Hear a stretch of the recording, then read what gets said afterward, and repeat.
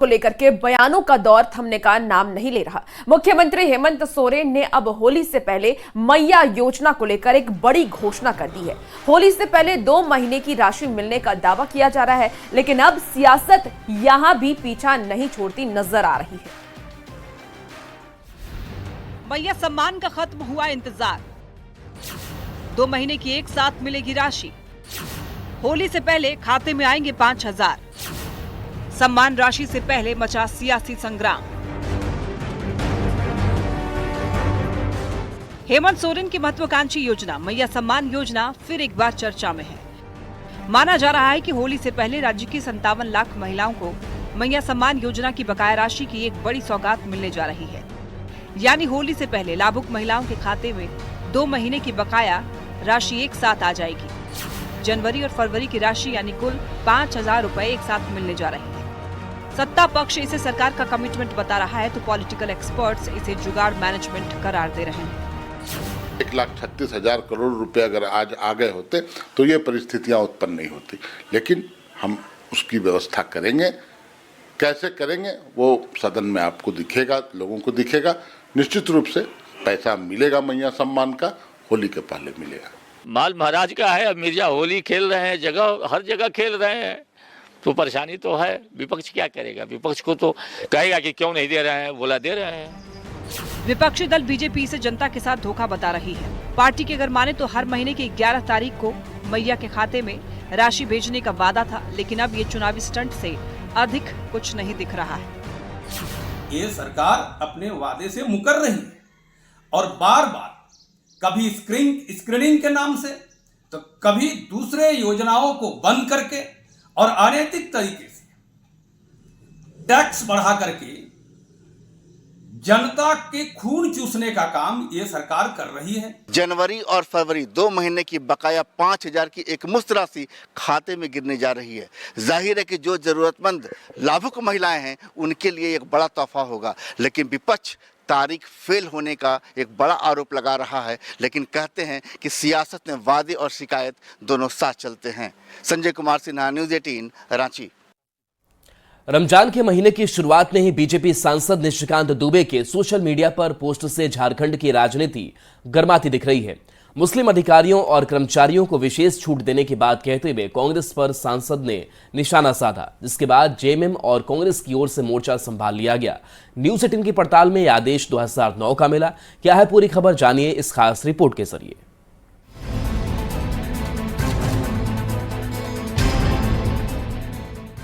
झारखंड राज्य को इस्लामिक राज्य घोषित करने का समय आ गया है। कांग्रेस का हाथ केवल मुसलमानों के साथ।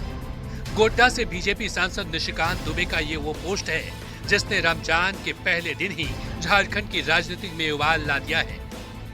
सांसद निशिकांत दुबे ने झारखंड सरकार के जिस पत्र का हवाला दिया है, न्यूज़ 18 ने जब पड़ताल की तो वो पत्र 29 अगस्त 2009 का है, जिसमें राज्य सरकार ने मुसलमानों को रमजान के महीने में नमाज के लिए विशेष छूट दी थी। सियासत को तो गरमाने का बहाना चाहिए, चाहे मुद्दा कोई भी हो और कभी का भी हो। तो सांसद के पोस्ट के बाद राजनीति भी परवान पर पहुंचती दिख रही है। बीजेपी ने इस मुद्दे को लपेटते हुए सरकार पर निशाना साधा है।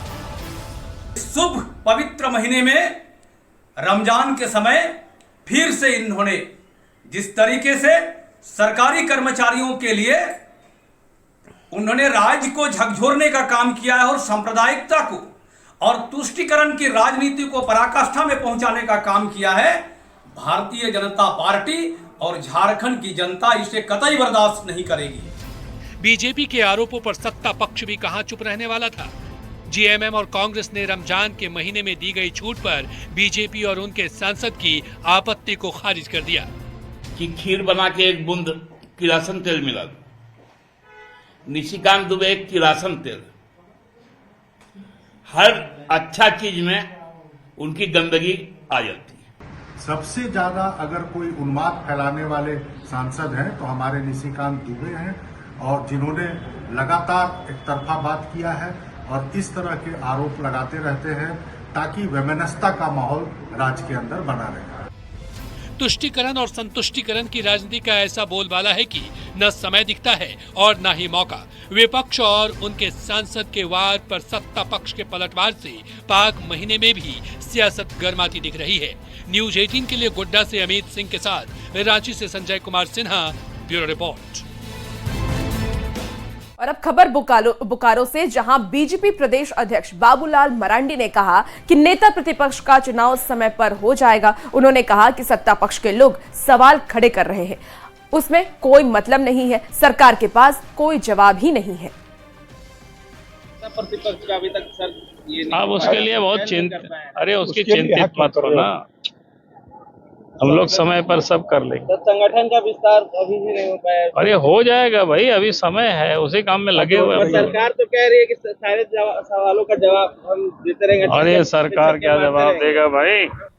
हजारीबाग में चाक प्रखंड के डुमरौन में प्रशासन के हस्तक्षेप की वजह से मीनार और झंडा नहीं हटाया जा सका। इसे लेकर सांसद मनीष जायसवाल ने जिला प्रशासन पर सवालिया निशान उठाए हैं।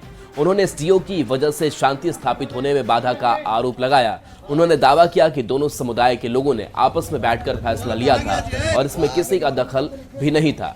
ट्रांसफर के बाद भी एसडीओ के दखल पर उन्होंने नाराजगी जताई और लॉ एंड ऑर्डर की स्थिति बिगड़ने पर सदर एसडीओ को जिम्मेदार ठहराने की बात कही। ये भावना थी कि हम लोगों को साथ में रहना है, तो जो हुआ सो हुआ, अब उसको पीछे छोड़ करके हम लोग आगे बढ़े, दोनों समुदाय अपना करेक्शन करें। बहुत अच्छा सोच था। जिला प्रशासन के एसडीओ एसडीएम साहब वहां आते हैं और इस काम को रुकवा देते हैं। अब जो हम लोगों को जानकारी है कि एसडीएम साहब का पदस्थापना भी हुआ है, तो उनके आका होंगे रांची में बैठे हुए, उन आकाओं के द्वारा इनको फोन आता है और निरह बिना वजह के इस विवाद को उन्होंने आगे बढ़ा। अपने आकाओं को खुश करने के लिए एसडीएम महोदय के द्वारा ये कार्रवाई किया गया है और जो निंदनीय है। और आगे अगर कोई भी वहां पर लॉ एंड ऑर्डर की सिचुएशन उत्पन्न अगर होती है तो उसमें सीधे सीधे एसडीओ जिम्मेवार होंगे।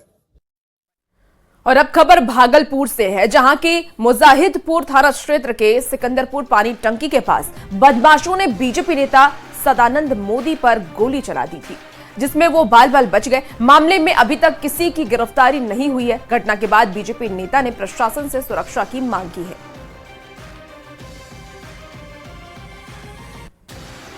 चलेगा तो एक बार तो भयभीत हो ही जाएगा, और हम तो भयभीत हैं ही।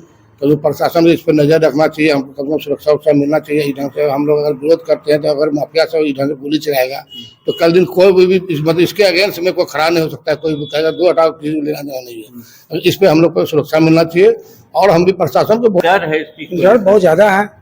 गलत ढंग से बच्चा सब बैठता है, ड्रग्स पीता है, गांजा पीता है, खुशी करता है, आने जाने बच्चे सबों को भयभीत रहता है। तो बच्ची जाती आती है, उनको भी अच्छा खराब कमबाजी कसते हैं। इसलिए प्रशासन से हम ये चाहते हैं कि कैसा काम करे ताकि अपना सुरक्षा समाज का भी हो जाए और गलत करने वाले जो है इस जगह से परहेज हो जाए।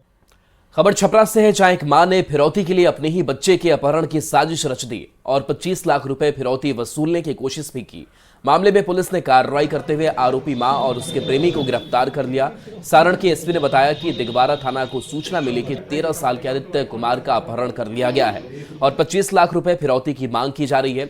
लेकिन जब कार्रवाई की गई तो पता चला कि पैसे के लिए महिला ने अपने प्रेमी के साथ मिलकर षड्यंत्र के तहत अपने बेटे का अपहरण करवाया है। जैसे ही वो आई तो उस पर जो है पूछताछ की गई, तो उन्होंने अपना अपराध कबूल कर लिया और ये बताया कि उनके एक प्रेमी जो कि नीतीश कुमार उर्फ निक्कू है, उसके कहने पर दोनों ने साथ में मिलकर अपने ही बच्चे की किडनैपिंग को प्लान किया था। इसकी रिकवरी कल हमारी टीम ने कल रात में कुर्थौल जो परसा बाजार थाना क्षेत्र पटना में पड़ता है, वहां से दोनों को गिरफ्तार कर लिया है, बच्चे को सकुशल बरामद कर लिया है। और इसी बीच बड़ी खबर वैशाली से आ रही है, जहां होली से पहले शराब कारोबार के खिलाफ बड़ी कार्रवाई करते हुए शराब की 3 भट्टी को ध्वस्त किया गया और हजारों लीटर अधिनिर्मित शराब को भी नष्ट किया गया। दरअसल पुलिस को जानकारी मिली थी कि महनार थाना क्षेत्र के दियर में देसी शराब की भट्टी में बड़े पैमाने पर शराब बनाई जा रही है, जिस पर कार्रवाई करते हुए टीम बनाकर छापेमारी की गई और भट्टियों को भी नष्ट किया गया। हालांकि छापेमारी के दौरान माफिया मौके से फरार हो गए। पुलिस जांच में जुटी हुई है।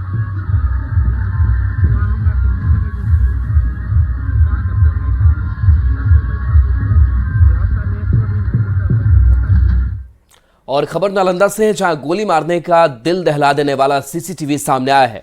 मामला जिले के नूरसराय थाना क्षेत्र के नूरसराय बाजार का है, जहां अपराधियों ने एक व्यक्ति को गोली मारकर घायल कर दिया है। ये वारदात पास लगे सीसीटीवी कैमरे में कैद हो गई, जिसमें आप देख सकते हैं कि किस तरह से दो बदमाश मौके पर पहुंचते हैं और कुर्सी पर बैठे बुजुर्ग को गोली मारकर भागने लगते हैं। हालांकि आसपास खड़े लोग बदमाश को पकड़ लेते हैं, जिसके बाद हाथापाई होती है और बदमाश फरार हो जाते हैं। वहीं मामले की जानकारी मिलने पर पुलिस मौके पर पहुंची और खोखा बरामद किया है। आरोपियों की गिरफ्तारी के लिए छापेमारी की जा रही है।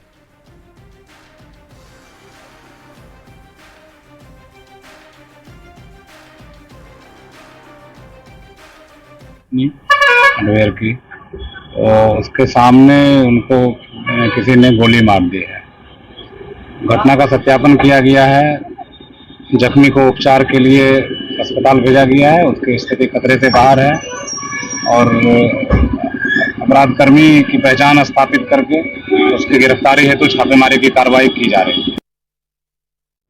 देखिए, इस घटना के बाद से कई सवाल भी हैं और सवाल है कि क्या अपराधियों में कानून का खौफ खत्म हो गया है और इस तरीके से वारदात को दिन दहाड़े अंजाम दे रहे हैं। सवाल ये भी है कि बदमाशों को आसानी से कैसे हथियार मिल जा रहे हैं, जिसके जरिए वो घटनाओं को अंजाम दे रहे हैं। बेखौफ अपराधियों की गिरफ्तारी कब होगी, ये भी सवाल इस घटना के बाद।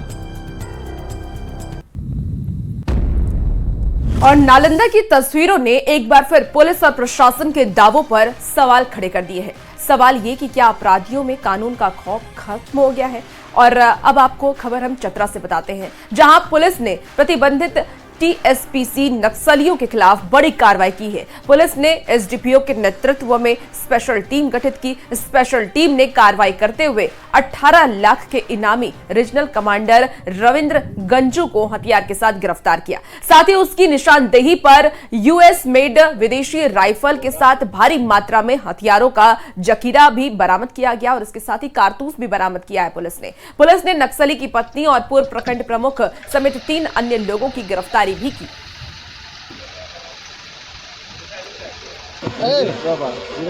रीजनल कमांडर हैं, उनकी गिरफ्तारी हुई है। उनके साथ 3 लोग और हैं जिनकी गिरफ्तारी हुई है। इतना बड़ा सर चोट है टीएसपीसी संगठन पे, ये आप मान सकते हैं कि आज 15 साल से टीपीसी का यहाँ पे संगठन रहा है, 15-20 साल से लगभग। और ये सेकेंड इन कमांड इसको माना जा सकता था आक्रमण जी को, तो इसकी गिरफ्तारी होने से काफ़ी क्षति तो हुई होगी और हम लोग भी मानते हैं कि इसकी क्षति हुई है। टीपीसी और बाकी लोग जो बच गए हैं तो उनको भी ये एहसास हो रहा होगा कि झारखंड पुलिस जो है उग्रवादियों के खिलाफ और नक्सलवाद के खिलाफ और अपराध के खिलाफ अब टूट पड़ी है, तो इसको बेहतर क्षति माना जा सकता है उनके खिलाफ। खबर पूर्वी चंपारण के रामगढ़वा से है, जहां थाना भवन के नाम को लेकर लोग गुस्से में हैं। यहां पुराने अंचल कार्यालय के पास नया थाना का भवन बना है। भवन पर थाने का नाम नक्सल थाना रामगढ़वा लिखा हुआ है। इस नाम से इलाके के लोगों को दिक्कत है। लोगों का कहना है कि जब इलाका नक्सल प्रभावित है ही नहीं तो थाने का नाम नक्सल प्रभावित थाना क्यों रखा गया। करोड़ों की लागत से अत्याधुनिक सुविधाओं से लैस थाना भवन बना है, लेकिन थाने के नाम से इलाके के लोग नाराज हैं और नाम बदलकर आदर्श थाना करने की मांग कर रहे हैं। की बात रही ही नहीं है। ये नक्सल प्रभावित क्षेत्र है ये नहीं है।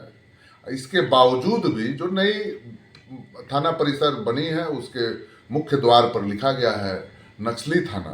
ये निश्चित तौर पर हम लोगों के माथा को शर्म से झुकाता है। मैं आपके चैनल के माध्यम से सरकार से और सरकार के आला अधिकारियों से ये मांग करता हूँ कि ये आदर्श थाना के रूप में इसको स्थापित कराएं, ताकि हम लोगों का माथा ऊंचा, गर्व से ऊंचा हो सके। और प्रगति यात्रा के दौरान सीएम नीतीश कुमार ने जिन योजनाओं की घोषणा की थी उस पर तेजी से काम हो रहा है। शेखपुरा में सीएम ने 6 फरवरी को मटोखर दाह को पर्यटक स्थल के रूप में विकसित करने की घोषणा की थी और घोषणा के बाद इसके विकास के लिए कैबिनेट से 50 करोड़ रुपए की राशि भी जारी कर दी गई, जिससे यहां का विकास किया जाएगा। सीएम नीतीश की पहल का स्थानीय लोगों ने स्वागत किया है। न्यूज 18 संवाददाता जीत कुमार सिन्हा की खास रिपोर्ट देखिए। बिहार के मुख्यमंत्री नीतीश कुमार ने 6 फरवरी को शेखपुरा में प्रगति यात्रा के दौरान पर्यटक स्थल के रूप में विकसित करने के लिए इस मटोकरदा का जो डीपीआर बनाया था उसकी स्वीकृति दी थी। निश्चित से कहा जा रहा है कि लगभग 50 करोड़ रुपए की लागत से इस एरिया का विकास होगा और काफ़ी महत्वपूर्ण ये दरगाह माना जाता है। ऐतिहासिक और धार्मिक दृष्टिकोण से काफ़ी इम्पोर्टेंस है इसका। और हम जानते हैं जो यहाँ इबादत में लगे रहते हैं, अब जानते हैं क्या होगा अगर विकसित एरिया हो जाता है तो क्या क्या लाभ लोगों को मिलेगा। लोगों को बहुत खुशी हो रहा है जो हमारे माननीय मुख्यमंत्री और हमारे जो स्थानीय डीएम हैं, जो उनके योगदान से और उसके मेहनत से यहाँ का जो 49 करोड़ रुपया का यहाँ आवंटन किया गया है, यहाँ के विकास के लिए पास किए हैं। बहुत बहुत सारे हम लोग जितने भी खादिम परिवार हैं बहुत खुशी है। जगह का खादिम जैसे कि सेवक हूँ और यहाँ मैं माननीय मुख्यमंत्री श्री नीतीश कुमार जी को बहुत मैं उनका शुक्रिया अदा करना चाहता हूँ और शेखपुरा के तेज तर्रार डीएम जनाब मोहम्मद आरिफ हसन साहब का शुक्रिया अदा करना चाहता हूँ कि उनके योगदान से आज मटोकर दरगाह को बहुत बड़ा ये मिला पर्यटक स्थल घोषित किया गया है। मैं इससे बहुत सारे लोगों को, बहुत सारे जो यहाँ आते हैं, अकीदतमंद हस्ती जो आते हैं, श्रद्धालु लोग जो आते हैं, उन लोगों को काफ़ी तरह का फ़ायदा मिलेगा और सुविधा मिलेगा। हमारा मटोकरदा है जिसमें पर्यटन स्थल को डेवलप करने के लिए हम लोग को प्रपोजल दिया गया था, वो दोनों जो है सरकार के द्वारा स्वीकृत कर गई है और कैबिनेट के द्वारा भी जो है पास हो गया है। मटोकरदा 49 करोड़ की लागत से हम लोगों का एक पर्यटन स्थल डेवलप होगा जिसमें कि विभिन्न कंपोनेंट्स हैं। यहाँ पर वॉकिंग ट्रैक से लेकर के वाटर स्पोर्ट्स की एक्टिविटी भी की जाएगी। जिला का जो मटोकरदा है इसको पर्यटन के मानचित्रों पर लाने का एक बेहतर प्रयास किया है और अब चूंकि राशि भी आवंटित हो गया है, अब कार्य भी होगा, तो निश्चित रूप से कहा जा रहा है कि जो दूर दराज से लोग आते हैं यहाँ पूजा अर्चना करने के लिए, उनको भी रहने ठहरने सहने का सारा व्यवस्था यहाँ की जाएगी और घूमने का भी सारा व्यवस्थाएं होगा। ये सकारात्मक पहल है जिला प्रशासन का। अजीत कुमार सिन्हा, न्यूज़ 18 शेखपुरा। जामताड़ा में चाकड़ी के आदिवासी हॉस्टल में करीब 5 करोड़ रुपए की लागत एकेडमिक बिल्डिंग बनेगी। स्वास्थ्य मंत्री इरफान अंसारी ने इसका शिलान्यास किया। इस मौके पर उन्होंने इस बिल्डिंग को बच्चों और युवाओं के उज्जवल भविष्य की बुनियाद बताया। उन्होंने कहा कि जामताड़ा के आदिवासी छात्र होनहार हैं और उन्हें बेहतर सुविधाएं देना सरकार का कर्तव्य है। और मैं अपने बच्चों को कहूँगा कि एकदम खूब पढ़िए, आगे आइए और कहीं लगता है कि आप समाज में आपकी भूमिका है, आप नहीं आगे आ पा रहे हैं तो इरफान अंसारी को बोलिए, मैं आगे आऊँगा। मैं आप और अब खबर धनबाद से है, जहां इंडियन मेडिकल एसोसिएशन की बैठक में रांची, बोकारो, कोडरमा, हजारीबाग समेत अन्य जिले के IMA पदाधिकारी शामिल हुए।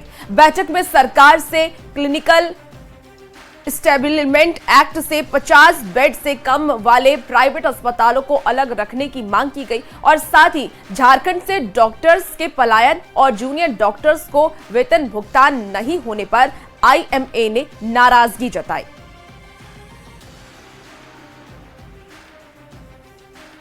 एक क्लिनिकल एस्टेब्लिशमेंट एक्ट जो है जिसमें हम लोग का डिमांड है कि 50 बेड के छोटे अस्पताल हैं उनको इससे मुक्त रखा जाए, इसलिए कि आप देखिए छोटे छोटे अस्पताल जो सुदूर गांव साइड में है 5 बेड के 10 बेड के, उसको भी वही प्रताड़ित किया जा रहा है। रजिस्ट्रेशन के साथ अब फायर का सेफ्टी होना चाहिए, फायर का ये होना चाहिए, बायोमेट्रिक, बहुत सारे जो प्रावधान है सरकार की तरफ से उसे लागू करने के लिए दबाव बनाया जाता है और एक तरह से प्रताड़ित किया जाता है। छोटे छोटे अस्पताल जो सुदूर एरिया में है वो गरीबों के लिए एक तरह से भगवान के जैसा है, इसलिए कि वो बड़े बड़े अस्पताल नहीं जा सकते हैं, वहां पर इलाज हो जाता है, ठीक भी होते हैं। अगर वो सब बंद हो जाए तो क्या हाल हो, महंगा इलाज होगा, बाहर आएगा, महंगा इलाज होगा। तो हम लोग को कहने का मतलब है कि इसमें ये आप कम से कम और राज्य में लागू है, हाल में ही पिछले 10 दिन के अंदर में ही बिहार में भी लागू हो गया है, जिससे 40 से 50 बेड के जो अस्पताल है उनको क्लिनिकल एस्टिमेट से मुक्त रखा गया है। बेगूसराय में एक हैरान करने वाला मामला सामने आया है, जहां मटिहानी थाना परिसर से कमांडर जीप चोरी हो गई। इस मामले में पुलिस ने त्वरित कार्रवाई की। दारोगा सुजीत कुमार सहित 4 लोगों को गिरफ्तार किया।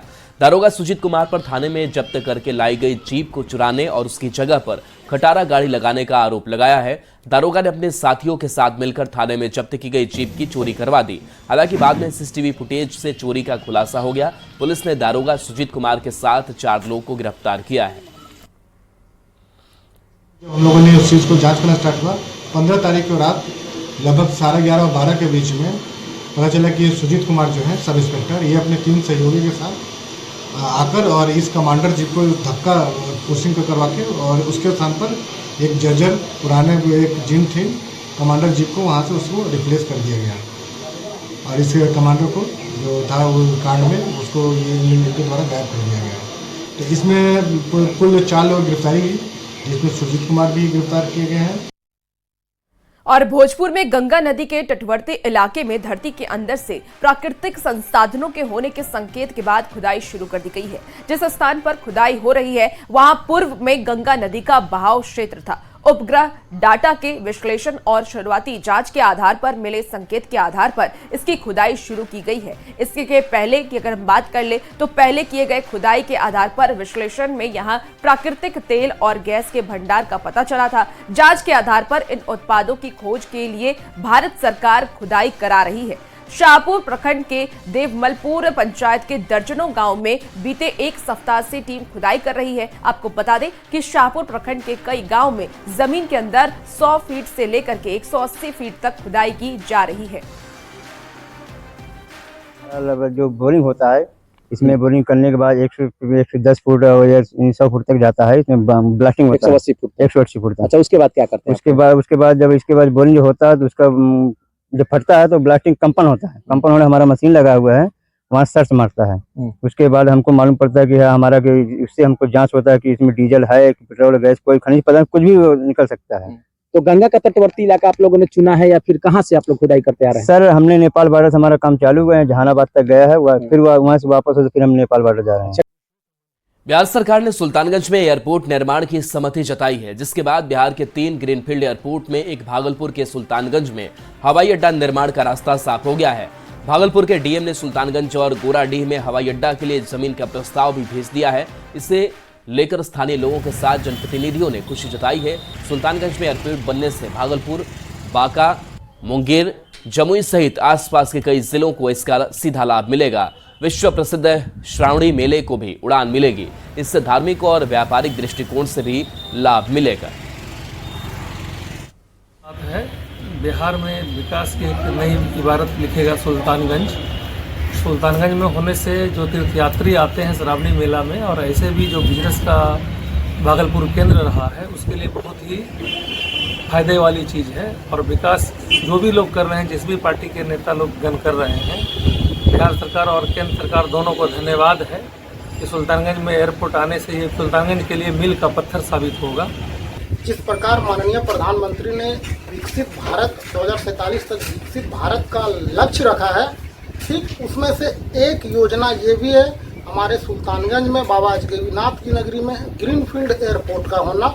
और यहाँ के होने से हमारे नज़दीक के जो जिला हैं मुंगेर, भागलपुर, बांका, खगड़िया, फिर अन्य। तो फिलहाल इस बुलेटिन में इतना ही। बने रहिए न्यूज़ 18 बिहार।